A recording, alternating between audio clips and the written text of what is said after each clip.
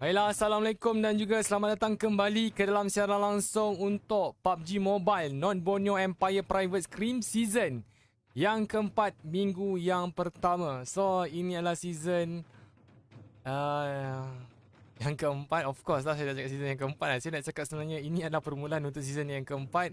Nampak begitu hangat sekali, terutamanya dalam map Sunhawk. Serta-merta ada dua pertindihan drone spot dan peperangan dah pun mula menjatuhkan beberapa pemain dan ada yang dah pun terkorban. So ada first blood dah pun mula berlaku. Cuma circle kita tak muncul-muncul, tak tahu hilang ke mana. Dah kena seru baru dia nak keluar. Kali ni berpusat dekat kawasan yang menghubungkan laluan 3 buah kepulauan yang kita namakan sebagai Perumahan L. Apa pun kita akan tengok dekat kawasan Camp Bravo dulu lah sebab dia orang tengah berperang. Yang mana APG Chicken dinner pertama Chicken dinner yang kedua menjadi milik mereka. Mereka sedang berlanggar dengan pasukan 420 yang bukanlah satu pasukan yang boleh dipandang enteng, yang boleh dipandang remeh, sebab mereka juga ada kekuatan pemain-pemain yang mempunyai skill individu yang sangat-sangat baik. Tapi kali ni Pablo cuba menyorot dekat bahagian luar, berada dekat bahagian tepi pagar. Ada Rush dan juga Chucky lakukan gerakan yang sama. Pablo dapat dikesan, Rush dapat dijatuhkan. Rush menumbangkan Pablo, dapatkan kill satu kill. Tapi Yan 888 di dalam satu kawasan bangunan ini. Dia tak ada first aid, helmet level 1, vest level 2. Sekarang APG akan cari segenap sudut yang ada. Ini nampak tak apa yang dilakukan oleh pasukan APG. Diorang tak pergi seorang diri tau tadi. Diorang gerak sama, diorang bergerak secara satu tim. Tapi adakah bak super ini akan melepaskan tembakan? Dia panggil Rush. Ini baik. Dia dapat locate satu. Dia tak lakukan kill. Actually dia panggil Rush untuk datang membantu. Sebab ada potensi dalam... Okay, untuk pembunuhan terjadi untuk seseorang dapatkan kill, dia perlukan dalam 5 saat saja. Itu pun based on weapon tau. Kalau diorang pakai close distance punya weapon yang sakit macam Uzi dengan Vector, tu lagi cepat masa untuk diperlukan membunuh. So tadi timing memang baik lah untuk pemain APG tu. Bak super dia tak pukul pemain tu, dia tak pukul habis pemain tu, tapi sebaliknya dia menyorot dekat bahagian dinding. Dia tunggu Rush datang, dia panggil Rush tau. Rush tadi dekat tempat lain. Dan benda ni akan mengelakkan daripada team ataupun player yang ada dalam sebuah pasukan tu dikeluarkan secara mati katak. Bukan mati katak lah, dikeluarkan secara tertemata lah tanpa sebab yang munasabah. Benda tu kita tak nak sebab tadi pasukan daripada APG diorang ada kelebihan pemain berbanding pasukan 4G New Boys. Tapi kalau mereka lakukan kesilapan sedikit saja tadi, mereka berpotensi akan hilang satu individu. Tapi revival proses berjaya dilakukan terhadap Bocil. Telah masuk ke bahagian dalam. No Mercy dalam keadaan berbahaya. Tertumbang lagi satu individu. Bocil cucukan first aid yang pertama. 70% nyawa dinaikkan. Dekat bahagian tingkap ada individu reload dekat bahagian luar. Dia dapat satu tembakan menggunakan AKM. Knockdown satu main. Dia cuba untuk dapatkan individu daripada HV Tucson. Tapi Epipew masuk dengan pantas untuk lakukan terkaman balas semula terhadap pemain No Mercy sebentar tadi. Memberikan peluang untuk pasukan HV Tucson menguasai bootcamp dan mendapatkan 7 kill untuk awal minit permainan ini.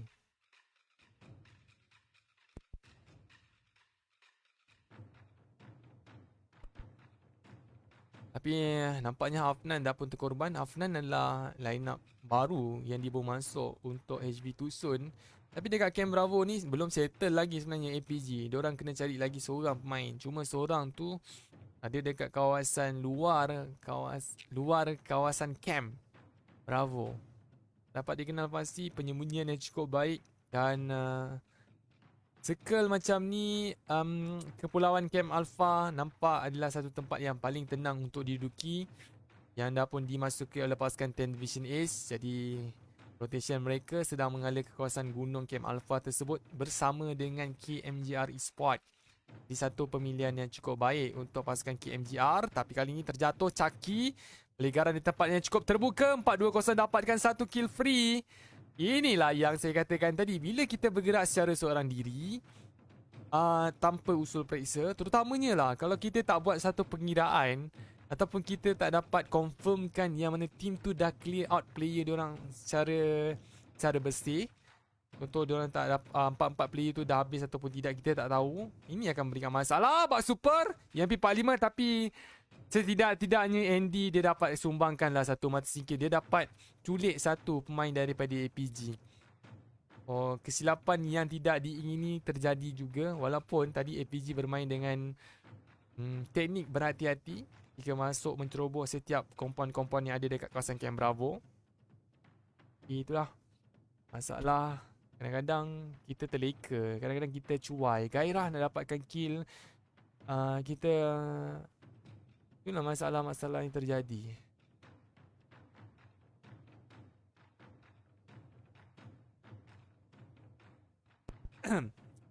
Sebab takutlah player kadang dia orang bawa suasana klasik tu masuk dalam scrim tau. Contoh bila nak berjalan tu tak lakukan observation, jalan dengan selamba je, dengan senang lena. Kali ni UMP45 proning cuba dilakukan. Dia pick tapi tambadau untuk pusingan yang ketiga. Mereka dikeluarkan terlalu awal berbanding dua buah pusingan sebentar tadi. Perform pada pusingan yang kedua tidak bermakna pasukan-pasukan ini mampu untuk menangani cabaran yang berbeza untuk pusingan yang seterusnya terjadi untuk pasukan Tambadau. Tapi mereka masih lagi ada peluang. Mungkin map Sunhawk ini bukanlah kegemaran untuk Tambadau, tapi kita tak boleh katakan macam tu, sebab setiap map kita kena suka. Kita tak boleh hilang point dalam mana-mana map. Kita tak boleh ada pilih kasih, sebab dia akan memberikan kerugian untuk kita dapatkan kill, untuk kita dapatkan point. So setiap team kena mahir setiap map. Tak kisahlah map baru, sebab kita tahu Livik dah pun dimasukkan dalam official tournament. So setidak-tidaknya dalam scrim akan datang kena ada juga map Livik. Cuma kita tak tahu berapa banyak player boleh masuk untuk map Livik. Saya tak pasti lagi. Sebab dengar cerita Livik diorang nak upgrade, diorang nak besarkan sikit. So bolehlah dalam 18 team main kan. Kalau sekarang ni ada 12 je team boleh main.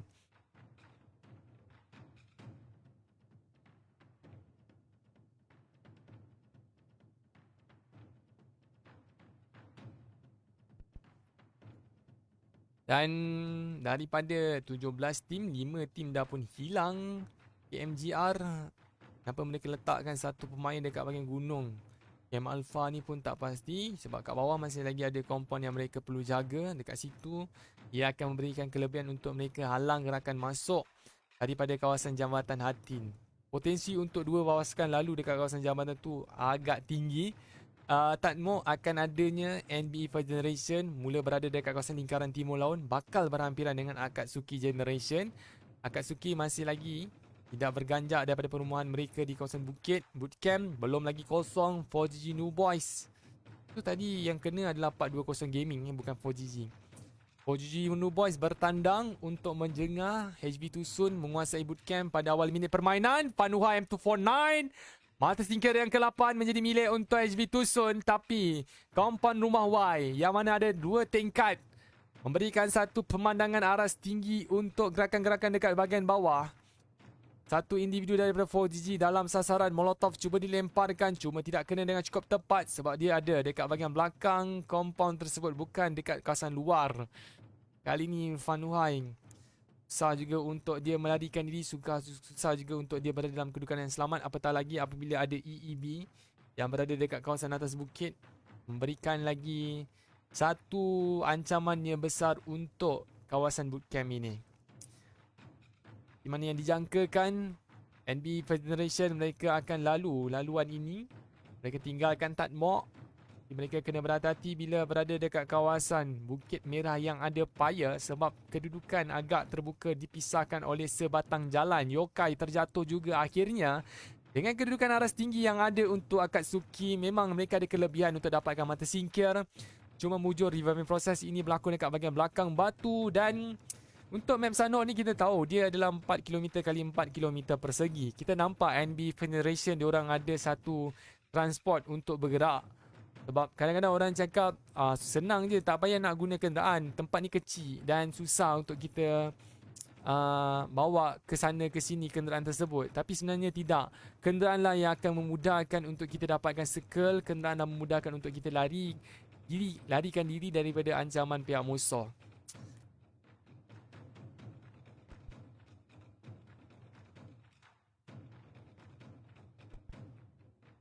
Jadi secara jarak jauh ditekan oleh Akatsuki. 6 kill Akatsuki dah dapat. Akatsuki tadi dapat chicken dinner first map. Tapi second map tak pasti diorang di tempat kedudukan yang mana. KMGR mula bertembung dekat kawasan kedudukan pergunungan Camp Alpha. Kuil ini menjadi medan pertempuran antara 10 Division Ace. Errol turun ke bahagian tangga bawah. Noko melompat jump shot, tapi Vector yang cuba untuk dilepaskan oleh Errol digagalkan oleh Noko. Mati berdiri bagaikan orang-orang dekat atas gunung Camp Alpha. Tapi Noko terlalu leka cuba untuk lakukan hilap, tapi beliau dah pun dibunuh, meninggalkan Fendi dan juga Wen. So KMGR adalah pecahan-pecahan daripada NBE. So NBE ini terbentuk daripada 5 buah clan tak silap saya. Jadi kali ini kita tinggalkan cerita pasal clan, kita ceritakan pasal founder-founder untuk NBE, iaitu Fendi dan juga Wen. Adakah mereka bakal berhasil dengan cukup baik? Fendi ada bom dekat bahagian sebelah kiri. Dengan selamba je dia tidak menghiraukan dengan ledakan tersebut, tapi Wen dalam keadaan terjatuh.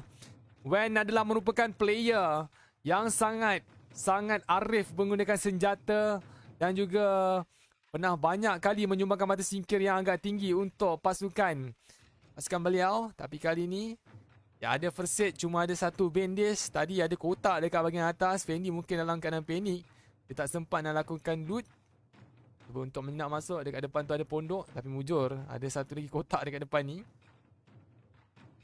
Dia punya okay, item bag dia level 3, helmet level 3. So dia boleh sapu bersih, dia boleh sedut semua kelengkapan-kelengkapan yang ada. Paling penting untuk Fendi bila dia tinggal seorang diri ni, dia kena ada explosive item lah. Explosive item dan juga smoke. Dan kalau ada kenderaan pun lagi bagus, sebab bila kita tinggal seorang diri ni, kita kena pandai rotate masuk dalam circle. Kita kena ada satu surviving skill yang agak tinggi. Kali ini EEB cuba untuk bergerak merusuh ke dalam perumahan Special Force Alpha. Dua dalam keadaan parah. Zinopi ada dekat bahagian hadapan. Yuzi cuba untuk berada di kedudukan bahagian tingkap, tapi beliau tidak berhati-hati. Dalam keadaan cukup berbahaya juga untuk Yuzi ditumbangkan. Nyawa dia agak tipis. Dia dah pemula berada di dalam kawasan compound. Hedas ada dekat bahagian dalam ruangan ini. Adakah dia akan mampu untuk menembak ataupun tidak? Yuzi berjaya memulihkan nyawa. Dia pilih untuk baling satu grenade untuk letupkan Hedas. Bukan dalam satu ruangan, tapi dekat bahagian luar. Bom dilepaskan. Hedas belum lagi dalam keadaan tertumbang. Dia berada dekat bahagian sebelah pintu. Balik-balik ketika ini menyukat waktu. EEB Yuzi ada tembakan DBS. KD dalam keadaan tumbang. Kali ini Yuzi kena lakukan satu support. Kalau tidak, beliau akan hilang di permukaan tanah. Tapi Rocky adalah menjadi last guy. Untuk EEB tadi ada kelebihan. Mereka terlalu funky untuk menyerang pemain daripada Special Force Alpha dengan balingan bom. Sebenarnya Yuzi dia boleh lakukan spray fire. Rocky cuba untuk bertahan, tapi kekuatan DBS tidak mampu untuk ditanggung oleh Rocky. EEB terkeluar daripada pusingan map Sanhok ini, tempat yang ke-12. Sangat malang, sangat merugikan untuk pasukan EEB. Mereka sebenarnya adalah antara salah satu pasukan yang kerap kali mendapatkan chicken dinner di dalam map Sanhok. Tapi untuk malam ni, yang menjadi pengalang adalah pasukan Special Force Alpha. Maknanya Special Force, actually diorang punya nama team ni 6ix9ine lah saya rasa. Confirm, sebab hari kemarin saya ada cast satu scrim ni, ada nampak team ni 6ix9ine. 6ix9ine ke? Sekejap saya tengok sekejap. Ya tak boleh lah kalau tersalah sebut nama team ni. Tapi yang diorang daftarkan Special Force Alpha lah. So kita follow the list team je lah kan. Kejap guys saya nak tengok je. Saya nak confirmkan dulu. Special Force Alpha SF. Sekejap lah. Mungkin Special Force Alpha lah kot.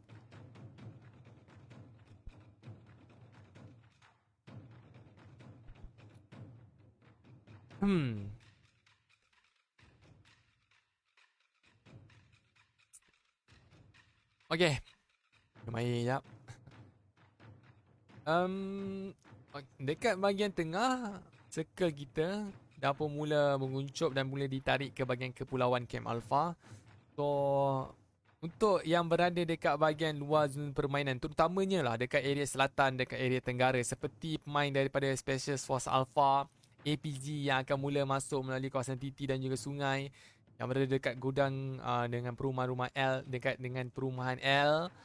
Mereka agak sukar untuk masuk sebab Special Force Alpha dah pun mula menjaga tempat tersebut agak terbuka.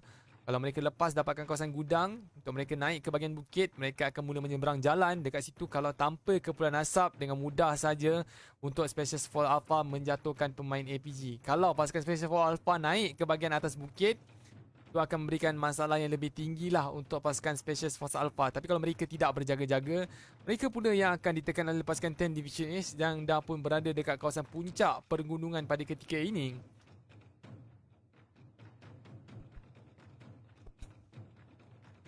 Tapi itulah, untuk yang berada dekat bahagian selatan ni, diorang nak daki naik, diorang kena dapatkan pokok-pokok yang ada, dapatkan batu-batu untuk dijadikan sebagai perlindungan. Kalau mereka tak lakukan perkara tersebut, mereka bergerak dengan senang wenang, dengan mudahnya, dengan kedudukan aras tinggi yang dah pun ada beberapa pihak musuh dekat bahagian atas, yang mana ada clear shot yang boleh dilakukan. Tapi MRFG pada ketika ni, Necromancer akan menjadi sasaran. Nampak ada Tinker melompat dekat bahagian batu. 50-50 situation untuk Archie dapatkan jatuhan, sebab dia dalam keadaan bersedia untuk menyorok dekat bahagian batu tersebut. Tapi kali ni kalau pasukan Necromancer ke bahagian hadapan, MRFG boleh menggasap pemain tersebut. Dan ini adalah corak permainan daripada MRFG. Mereka sedang set up satu trapping untuk pasukan-pasukan yang cuba naik daripada bahagian bukit. Sebab itu kita nampak MRFG mereka gerak awal, mereka dapatkan perumahan ini terlebih dahulu. Bahkan mereka letakkan satu individu di posisi yang berlainan daripada kawasan perumahan ini.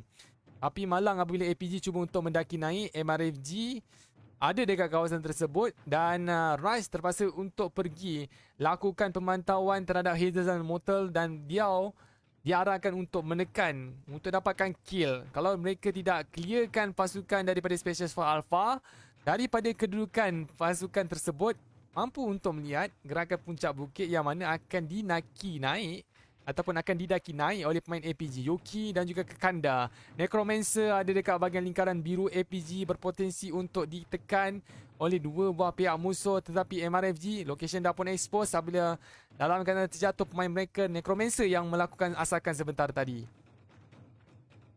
Jadi clear out, jadi Bug Super dan juga Chips, dua pemain ini boleh melakukan pendakian naik dengan lebih selamat setelah Rush keluarkan individu daripada Special Force Alpha. Sekarang ini fokus MRFG, mereka akan mula terarah ke atas Necromancer, tapi APG akan mula dapatkan kawasan bukit. Mereka pula akan melakukan satu tikaman backstab. MRFG, Yuki dalam keadaan terjatuh. Tinker mengalami nasib yang parah. Noki ada dalam kawasan zon biru, tapi tembakan daripada Kekanda cuba untuk memberikan asakan. Peluang untuk Necromancer dapatkan 2 kill. Kali ini sangat cerah Noki habiskan pemain tersebut. MRFG keguguran pemain mereka. Tadi ada 3, kali ini hilang kesemuanya. APG terus bergerak masuk ke dalam circle yang kelima. Mereka perlu mendaki naik ke bahagian atas bukit yang dah pun ada beberapa pihak musuh. KMGR Esport dah pun terkeluar. Yokai dibunuh oleh 10 Division Ace. Aizen dapatkan mata singkir yang ke-6. Masih lagi ada beberapa individu untuk NBE First Generation yang berada dekat kawasan sekitar kuil.